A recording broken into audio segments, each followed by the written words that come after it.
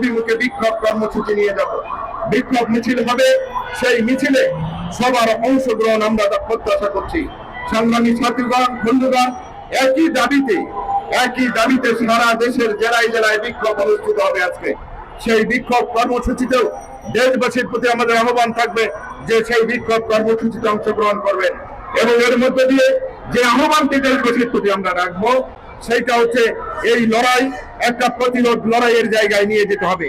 শুধু প্রতিবাদ বিক্ষোভ না, সেই প্রতিবাদ বিক্ষোভ একটা প্রতিরোধ কর্মসূচিতে প্রতিরোধ আন্দোলনে পরিণত করতে হবে।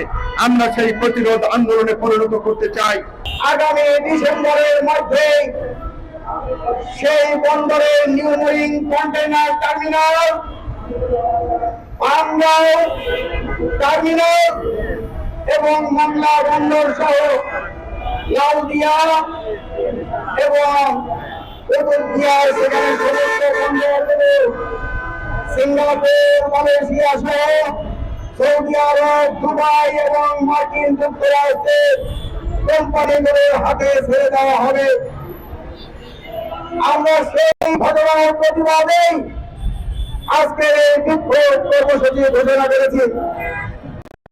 ইতিপূর্বে জুন মাসের 27 এবং 28 তারিখে আমরা এই দেশের বাম প্রগতিশীল গণতান্ত্রিক দেশপ্রেমিক শক্তি, রাজনৈতিক দল, ব্যক্তি, সংগঠন, সাম্রাজ্যবাদ বিরোধী জনগণ এই ব্যানারে ঢাকা থেকে চট্টগ্রাম বন্দর অভিমুখে রোড মার্চ অনুষ্ঠিত করেছিলাম।